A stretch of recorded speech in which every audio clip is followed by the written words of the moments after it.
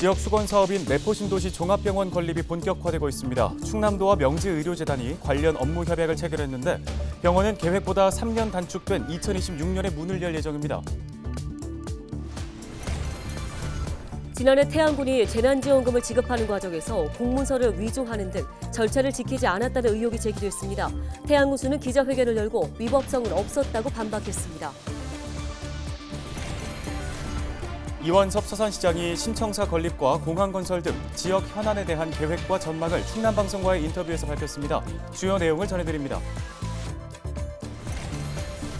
당진시가 시승격 이후 가장 많은 인구수를 기록했습니다. 지난해 말 기준 16만 8천여 명으로 전년 대비 1,000여 명 증가한 것으로 집계됐습니다.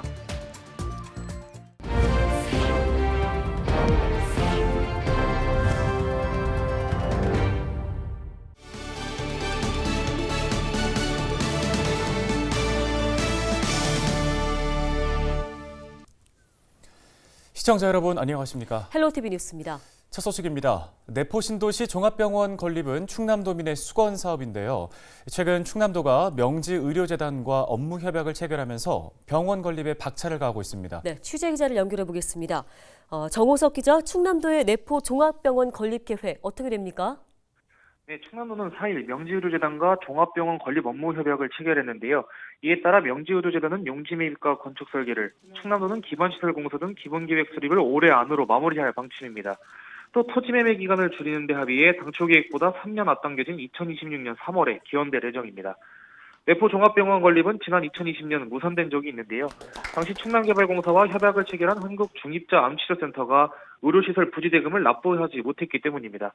김태훈 충남도지사의 이야기 들어보시죠.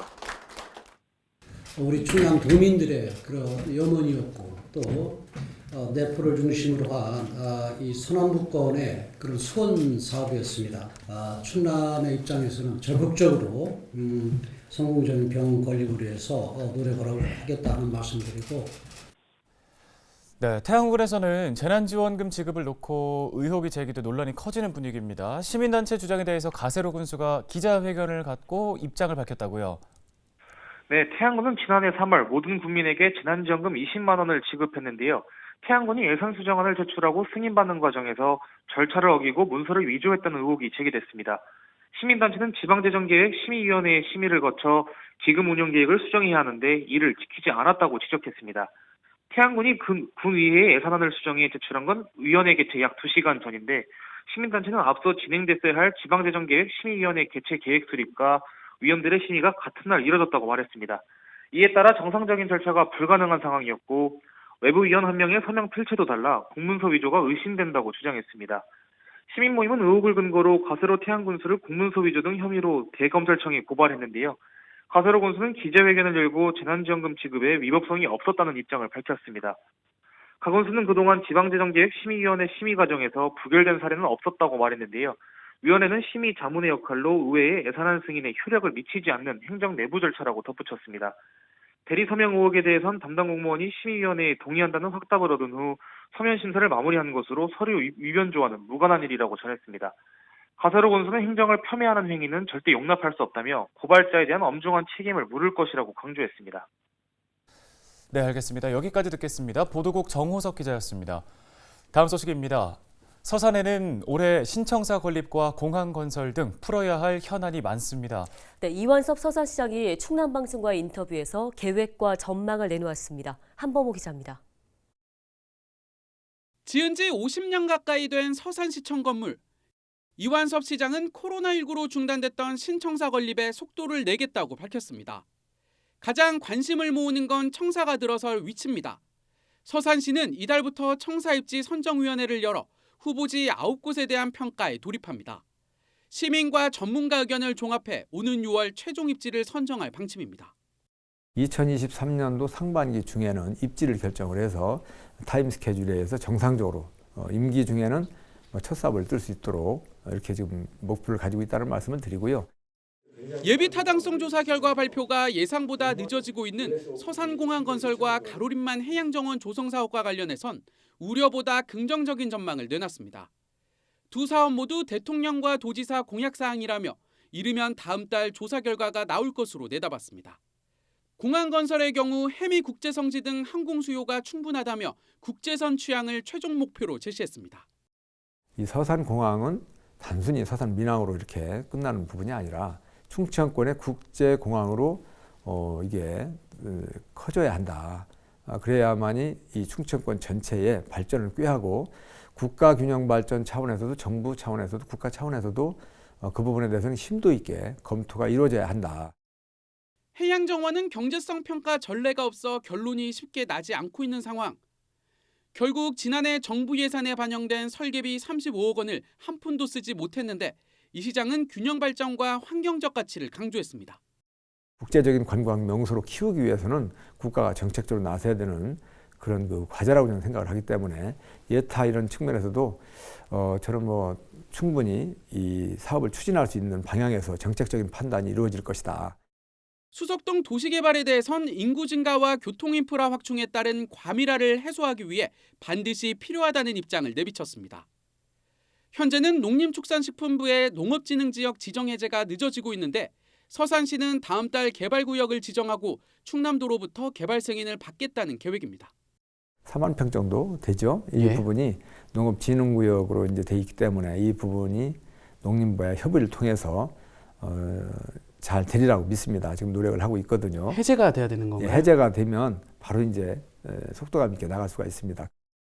이 시장은 지역 경제와 관광 활성화를 위해 기업 100개를 유치하고 해미읍성 축제 확대에 나서겠다고 덧붙였습니다. 헬로티비 뉴스 한보호입니다. 당진시가 시승격 이후 최대 인구수를 기록했습니다. 지난해 12월 기준 당진시 인구수는 전년 대비 1000여 명 증가한 16만 8,253명으로 집계됐는데요.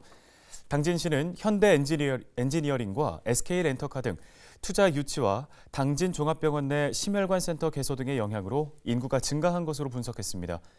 이와 함께 인구 17만 달성을 위해 기업 유치와 정주 여건 개선을 추진하겠다고 덧붙였습니다.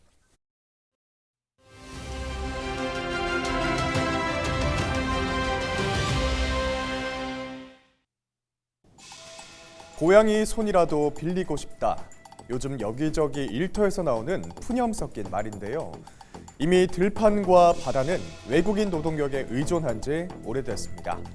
그만큼 외국인들이 대접을 받고 있는 실정인 건데요. 다른 산업 현장이라고 다를까요? 오랜만에 호황이 찾아온 조선업계. 일감은 넘치는데 정작 일할 사람을 구하지 못해 외국인을 확보해달라며 아우성입니다. 중소형 공장이나 제조업 분야도 사정은 마찬가지인데요. 그래서 정부가 올해부터 약 20년 묵은 고용 관련 제도를 손보기로 했습니다. 우리나라에 일하러 온 외국인들에게 최대 10년 동안 일할 수 있도록 기회를 보장하기로 한 건데요. 외국인이 일할 수 있는 범위도 더 넓어집니다. 보모와 가사 도우미, 간병인과 요양보호사. 이 일은 그동안 내국인과 중국 동포만 할 수 있었던 일인데요. 올해부터는 모든 외국인에게 가사 돌봄을 할 수 있는 길이 열렸습니다. 일부 서비스 업종인 택배 상하차 분야도 앞으로는 합법적으로 외국인 고용이 가능할 것으로 보이는데요. 외국인의 체류 여건도 더 나아질 전망입니다. 기숙사를 제공하거나 주거 환경을 개선해주기로 한 지자체에는 외국인이 우선 배정됩니다. 정부가 고용제도를 손질함에 따라서 이제 산업 현장에 숨통이 트이게 됐는데요. 하지만 인구 소멸, 지방 소멸 위기 때문에 갈수록 외국인 노동력 의존도가 높아진다는 사실이 씁쓸한 현실입니다. 지금까지 데일리 브리핑이었습니다.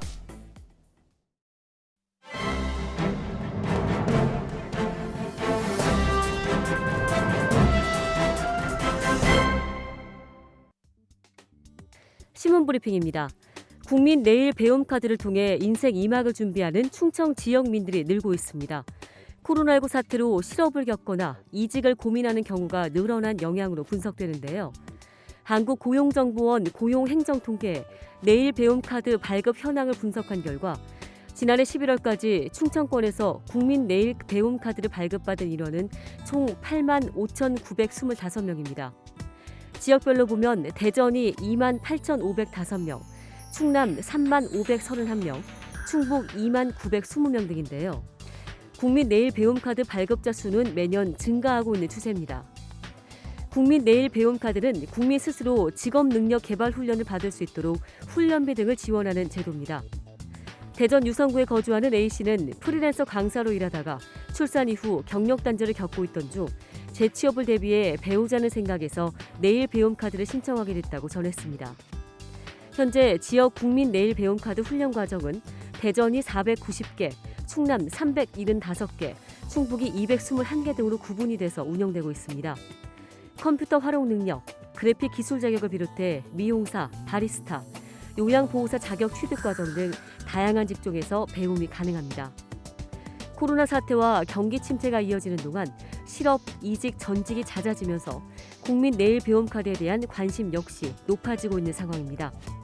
특히 2020년부터 국민 내일 배움 카드 대상자가 재직자까지 확대됐고 온라인 신청이 가능해진 이후 훈련 과정 신청 건수가 대폭 늘어났다는 게 일선 고용 현장의 설명입니다. 대전 고용복지플러스센터 직업능력개발과 관계자는 실업자뿐 아니라 이직이나 전직을 고려하는 재직자들의 신청이 많이 늘어나는 추세이며 코로나 영향으로 특수형태 근로종사자나 프리랜서, 자영업자들의 관심도 높아졌다고 설명했습니다.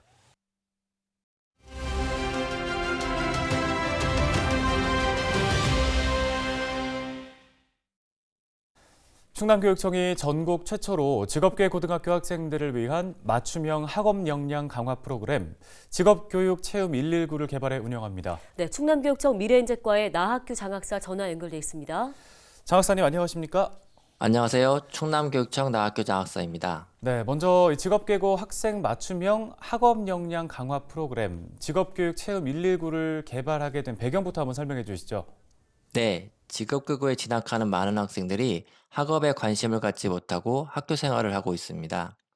직업계고 체험 119 프로그램은 학생이 선택한 진로에 따라 교육과정을 제공하고 학생, 학부모, 지역사회가 만족하는 직업계고의 책임교육을 실현하기 위해 개발되었습니다.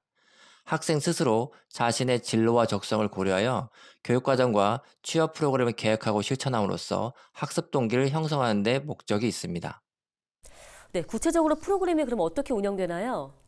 직업계고 체험 119 프로그램은 학생들이 명확한 목표를 스스로 찾을 수 있도록 맞춤형 진로 선택 프로그램 운영, 일반 교과 수업 혁신, 선택 중심 교육과정 운영을 주요 골자로 고등학교 1학년 1년 동안 9개의 프로그램이 운영되며 직업계고 학생들의 행복도를 높이는 전국 최초의 취업 진로 프로그램입니다.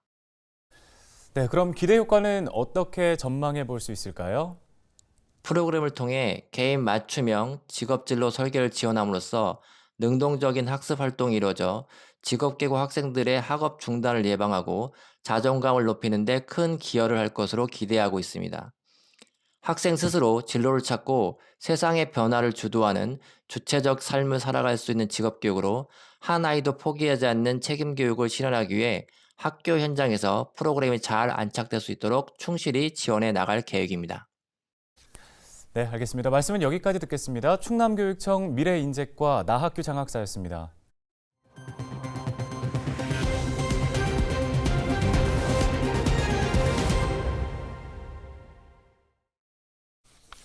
다음 소식입니다. 지난 4일 오후 4시 20분쯤 당진 서해안고속도로 목포 방향 송악나들목 근처에서 4중 추돌 사고가 발생했습니다.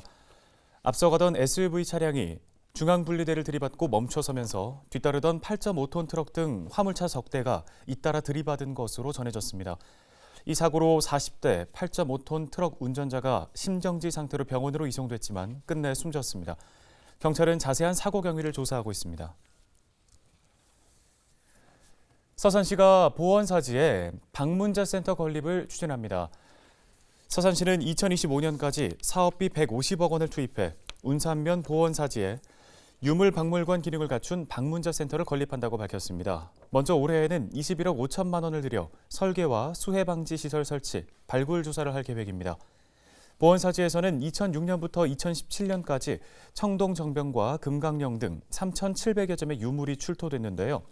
서산시는 보건사지를 비롯한 가야산 일대 불교 문화유산을 활용한 종교관광 명소화 사업을 추진할 방침입니다. 뉴스 마치겠습니다. 네, 고맙습니다.